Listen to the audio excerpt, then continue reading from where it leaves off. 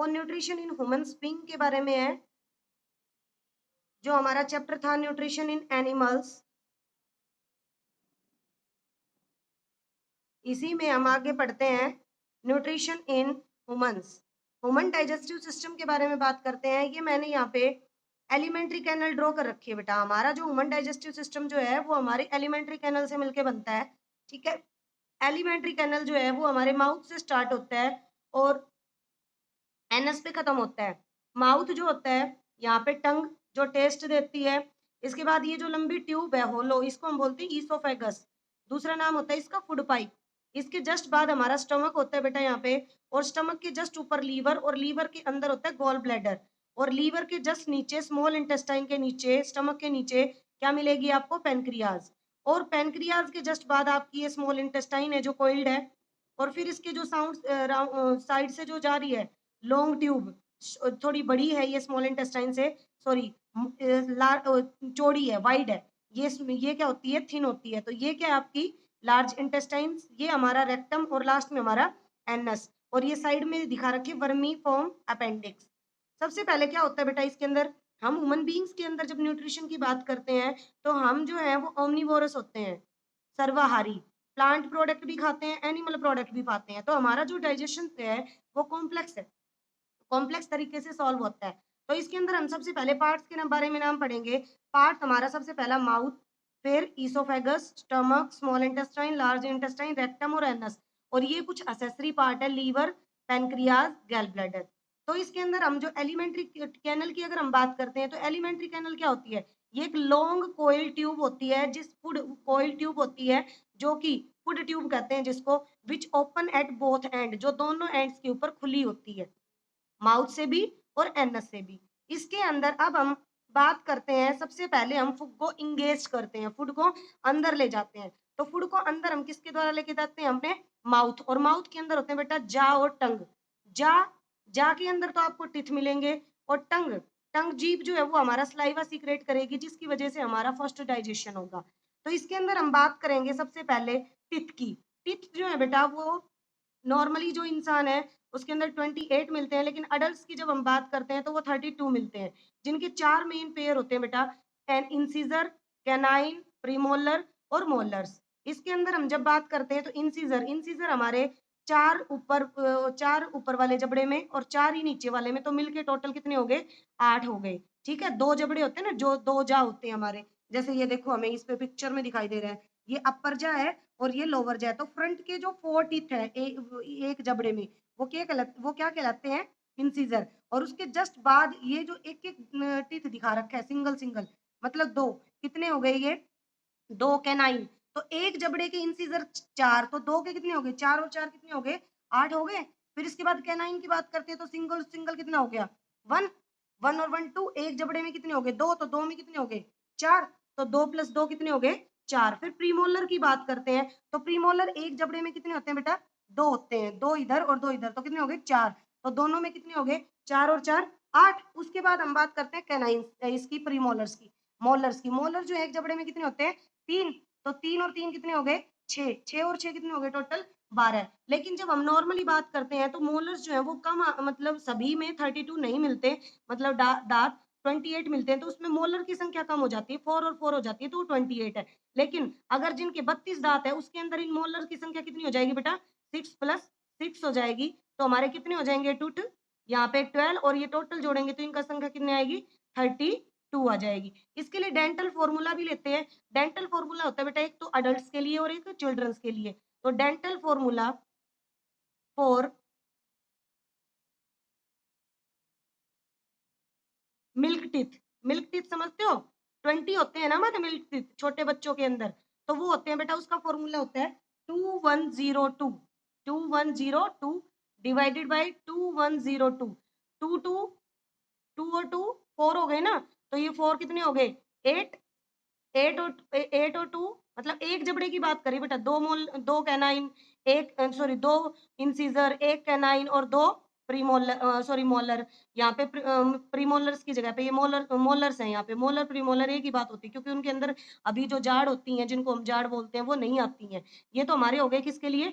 Dental formula milk teeth. और जब adult के लिए बात करते हैं तो ये चेंज हो जाता है। अडल्ट के लिए हो जाता है बेटा 2 1 2 3, 2 1 2 3। तो ये तो टोटल टीथ बनाते हैं 20 बेटा, मिल्क टीथ जो बोलते हैं। और ये हमारे कितने बनाते हैं 32 टीथ। इनको आप काउंट भी कर सकते हो, ये बहुत इजी फॉर्मूला है, इनके द्वारा हम इजीली इनको याद कर सकते हैं। इसके बाद हम बात करते हैं हमारे टूथ जो होता है उसका जो व्हाइट पार्ट है बेटा उसको इनेमल कहते हैं। ये देखो टूथ के ऊपर का जो ये व्हाइट पार्ट है इसको क्या कहा जाता है, सरफेस को इनेमल कहा जाता है। और इनेमल के नीचे वो पल्प मिलता है, ये जो इनेमल के नीचे वाला जो ये पार्ट है ये इनको डेंटाइन बोलते हैं। और डेंटाइन के जस्ट पार्ट हमारा मिलता है पल्प। और जो टूथ जिसके अंदर सॉकेट में जड़ा होता है उसको हम बोलते हैं गम्स, मसूड़े। ठीक है, और ये पूरा जो पार्ट है ये दोनों चीज, ये जो ऊपर वाला व्हाइट पार्ट जो है ये मिलके कहलाता है क्राउन। और क्राउन से नीचे हमारी मिलती है रूट्स। और रूट किससे जुड़ी होती है, ब्लड वेसल और नर्व से। ठीक है, इसके बाद हम बात करते हैं कि हमारी जो टंग जो है वो क्या काम करती है। टंग के बारे में बात करते हैं। टंग जो है ना बेटा, सॉरी, टंग से पहले एक और चीज बताते हैं। ये जो टूथ इनेमल है, अगर हम कोई चिपचिपी चीज खाते हैं जैसे मीठा वगैरह, ठीक है, तो इसकी वजह से क्या हो जाता है, हमारा जो टूथ इनेमल है वो ब्लैकिश होने लग जाता है। हम ये कहते हैं ना दांत में कीड़ा लग गया, वो कीड़ा नहीं होता, एक्चुअली क्या होता है, वो एसिड की वजह से हमारे जो दांत है उसके अंदर कैविटी हो जाती है। और वो कैविटी आगे जाके टूथ डिके का काम करती है, जैसे कि इस पिक्चर में दिखा रखा है। ये देखो, ये फूड टूथ इनेमल के ऊपर हल्की सी कैविटी हुई जो कि हमारी रूट कैनल्स के अंदर चली जाएगी, जिसकी वजह से हमारी रूट्स जो है टीथ की डैमेज हो जाएंगी और टूथ डिके हो जाएगा, दांत हमारा टूट जाएगा। ठीक है, इसलिए हमें क्या करनी चाहिए, रेगुलर ब्रशिंग करनी चाहिए। इसके बाद हम बात करते हैं इसके अंदर अपना टंग की। टंग जो है बेटा वो मेन पार्ट है। इसमें टंग क्या करने में मदद करता है, टंग जो है वो एक तो स्लाइवा सीक्रेट करता है। स्लाइवा जो है एक एंजाइम है जो कार्बोहाइड्रेट को शुगर में तोड़ देता है। कॉम्प्लेक्स फूड है कार्बोहाइड्रेट, उसको शुगर सिंपल फॉर्म में तोड़ देता है। और दूसरी बात ये हमें टेस्ट देता है, स्वाद का पता हमें टंग के द्वारा ही चलता है। ये स्लाइवा सीक्रेट कर रहे हैं, प्लस में ये क्या करता है, फूड को आगे धकेलता है चिविंग करने के लिए, और ये स्पीकिंग में मदद करता है और निगलने में, फूड को अंदर ले जाने में मदद करता है। अब इसके क्या क्या पार्ट है उनके बारे में एक बार डिस्कस करती हूँ मैं आपसे। जैसे हम बात करते हैं, ये देखो इसके टेस्ट बर्ड्स की बात बताते हैं। तो जो सबसे ऊपर पार्ट है उसको हम बोलते हैं, सबसे अंदर वाला पार्ट बिटर, कड़वा टेस्ट होता है। उसके बाद ये जो साइड में पार्ट होते हैं इनको हम शोर, खट्टा। इसके बाद ये होते हैं बेटा खारा, साल्टी। और ये जो सबसे टिप वाली पार्ट है इसको हम स्वीट बोलते हैं, ये मीठा टेस्ट हमें बताती है। इसके बाद हम फूड की बात करते हैं, ये तो हमारा माउथ के अंदर स्टार्ट था। अब हम बात करते हैं इसके बाद digestion of food in mouth. सबसे पहला माउथ में क्या क्या होता है, ये तो जस्ट इसकी भूमिका बताई थी मैंने आपको। अब हम बात करते हैं digestion of food in mouth. Mouth के अंदर किस तरीके से डाइजेशन होगा। सबसे पहले हमारा जो माउथ है बेटा, इसके अंदर फूड चीव होगा और मैस्टिकेट होगा, किसके द्वारा, चबाया जाएगा और फाइन हो जाएगा, किसके द्वारा, हमारे टिप्स के द्वारा। इसमें 3 पेयर के स्लेवरी ग्लैंड्स आपको हमारी जो माउथ है उसके अंदर मिलेंगे। जो माउथ है उसके अंदर अपने अपने को कितने स्लेवरी ग्लैंड्स, जैसे ये हमने लिया,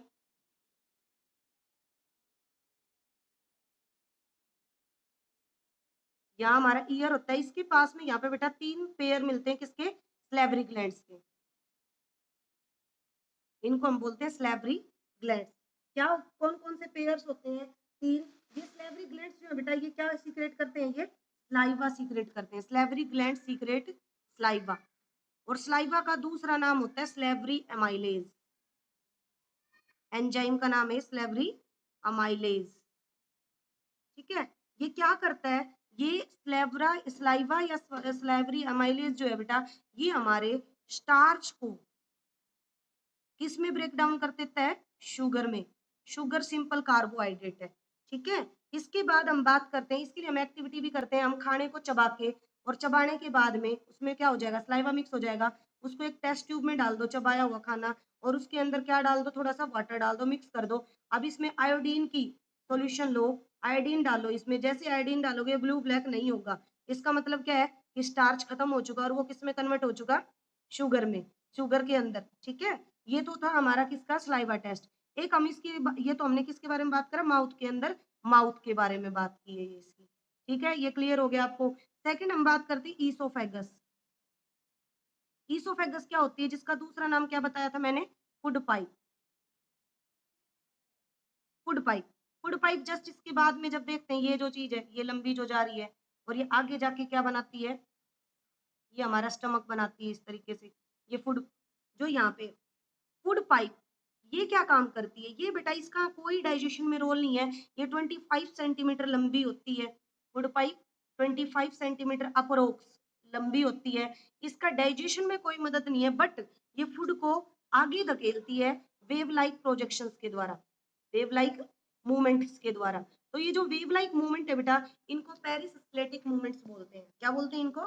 पेरिस। ये जो जिग जैग मूवमेंट होती है ना, फूड इस तरीके से नीचे जाता है, इसको हम क्या बोलते हैं? Wave like movement. और ये है क्लोक, मतलब सीधी जा रही है, और ये एंटी क्लोक हो जाती है तो हमें वोमिटिंग आती है, उल्टी आती है। तो इन मूवमेंट्स को क्या बोलते हैं? पेरिसिस्लेटिक मूवमेंट्स।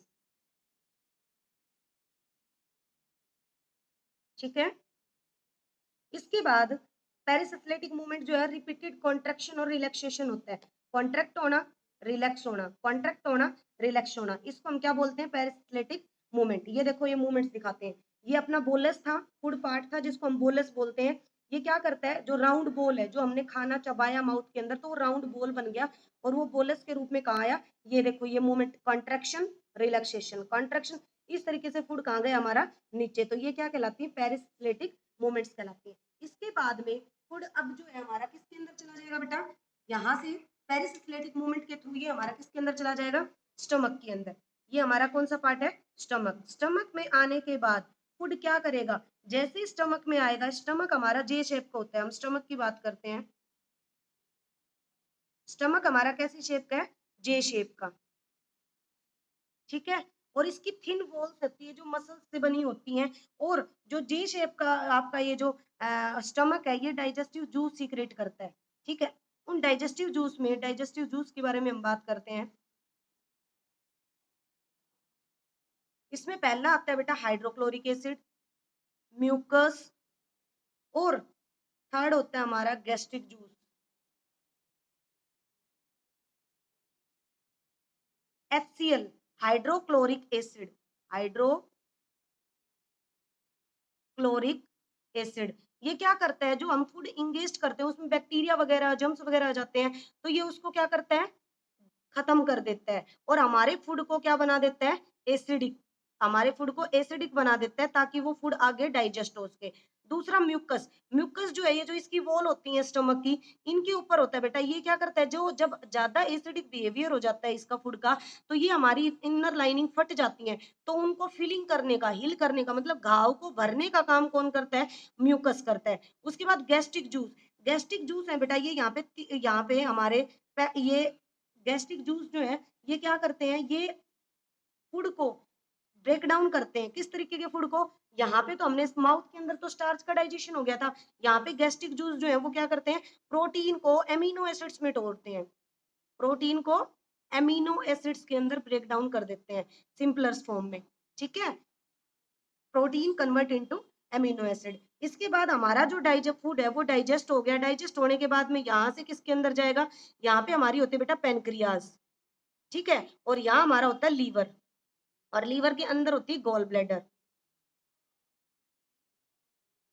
और ये हमारा क्या बताया मैंने? लीवर। लीवर जो है वो बाइल जूस सीक्रेट करता है। लीवर क्या करता है? बाइल जूस सीक्रेट करता है।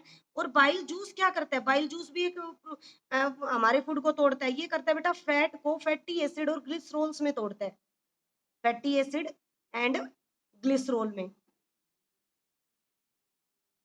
ठीक है। लीवर ने क्या किया? फैटी एसिड और ग्लिसरॉल में तोड़ दिया, और उसने इसको बाइल को स्टोर कहाँ पे किया?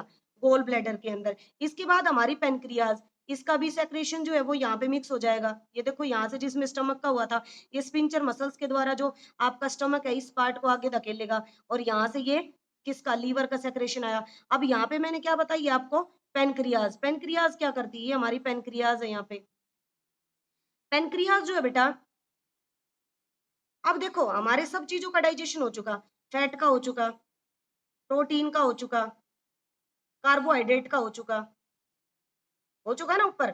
सबसे पहले कार्बोहाइड्रेट का हुआ था सबसे ऊपर माउथ के अंदर स्लाइवा के द्वारा, प्रोटीन का स्टमक में हो गया, और फैट का लीवर में। लेकिन फिर भी अगर कुछ डाइजेशन बच गया तो यहाँ पे फैट को लीवर जो पेनक्रियाज है इसमें जो ट्रिप्सिन है, एक होता है पेप्सिन, एक ट्रिप्सिन, और एक होता है बेटा यहाँ पे अमाइलेज। तो अमाइलेज तो क्या करता है? यहाँ पे एंजाइम का नाम है। ठीक है। और एक होता है ट्रिप्सिन और एक होता है, क्या बताया मैंने अभी, ट्रिप्सिन के बाद में पेप्सिन। पेप्सिन तो यहाँ पे क्या करता है, प्रोटीन को फर्दर किस में तोड़ेगा, एमिनो एसिड्स में। अमाइलेज कार्बोहाइड्रेट को किस में तोड़ेगा, शुगर में। और फैट को ट्रिप्सिन फैटी एसिड और ग्लिसरॉल में फिर तोड़ देगा। अगर डाइजेशन अब भी नहीं हुआ है फैट, प्रोटीन और कार्बोहाइड्रेट का, तो पेनक्रियाज फर्दर उनको इन चीजों में तोड़ देगा अलग अलग एंजाइम लेके, ठीक है। और फिर इनका जंक्शन जो है, जहां पे ये चीजें मिलेंगी, जहां पे इन तीनों का जंक्शन मिलेगा, लीवर का, पेनक्रियाज का और स्टमक का, उस जंक्शन को डुडेनियम कहा जाएगा, ठीक है, ड्यूडेनियम। और इसके बाद ये जो पार्ट है हमारा, ये क्या बनाएगा, स्मॉल इंटेस्टाइन बनाएगा। क्या बनाएगा यहाँ पे, स्मॉल इंटेस्टाइन बनाएगा। स्मॉल इंटेस्टाइन के अंदर बेटा अब हम बात करते हैं नेक्स्ट में स्मॉल इंटेस्टाइन की।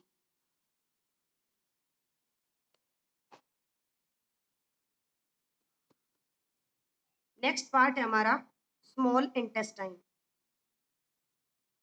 स्मॉल इंटेस्टाइन होती है छोटी आंत। ये क्या करती है, राउंड टाइप की बताई थी आपको, इस तरीके से घूमी हुई होती है, ठीक है। स्मॉल इंटेस्टाइन जो है बेटा, ये हमारे यहाँ पे फूड किसके द्वारा आया, स्टमक के द्वारा आगे, ठीक है। ये क्या करेगा, स्मॉल इंटेस्टाइन जो पेनक्रियाज ने पेनक्रिएटिक जूस सीक्रेट किए थे कार्बोहाइड्रेट, फैट और प्रोटीन को तोड़ने के लिए, और लीवर ने बाइल जूस सीक्रेट किया था, और स्टमक ने जो गैस्ट्रिक जूस सीक्रेट किए थे, उनसे जो खाना डाइजेस्ट हुआ था वो स्मॉल इंटेस्टाइन के पास आ गया। और स्मॉल इंटेस्टाइन के ऊपर फिंगर लाइक आउटग्रोथ होती हैं, हल्की हल्की फिंगर लाइक आउटग्रोथ होती हैं, उनको विल्ली कहा जाता है। क्या कहा जाता है, विल्ली, फिंगर लाइक आउटग्रोथ,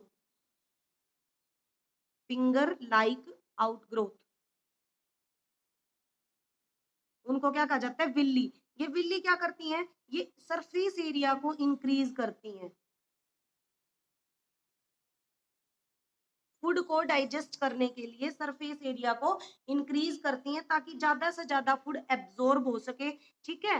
और इसके बाद विल्ली जो है वो इनको फूड को एब्जॉर्ब करके किसके पास भेज देते हैं, फूड को ब्लड वेसल्स के पास में, ब्लड वेसल। और ब्लड वेसल आगे जाके किसमें जुड़ी होती है, हमारी सेल में। और सेल में जाके क्या हो जाता है बेटा, फूड का फर्दर ब्रेक डाउन होता है और हमें क्या मिल जाती है, एनर्जी, ठीक है। तो अनडाइजेस्टेड पार्ट है, जो अनडाइजेस्टेड पार्ट है,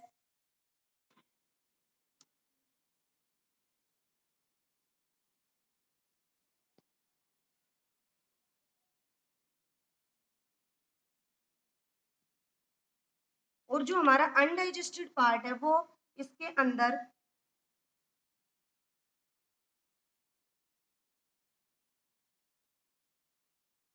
इसके बाद जो हमारा अनडाइजेस्टेड पार्ट है वो किसके अंदर चला जाता है, इसके बाद इसके चारों तरफ होती है बेटा लार्ज इंटेस्टाइन, ठीक है। इसके अंदर चला जाएगा, इसको हम बोलेंगे लार्ज इंटेस्टाइन।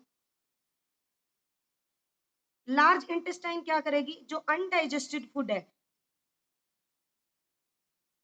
उसको उसके अंदर से वाटर एब्जॉर्ब कर लेगी, ठीक है।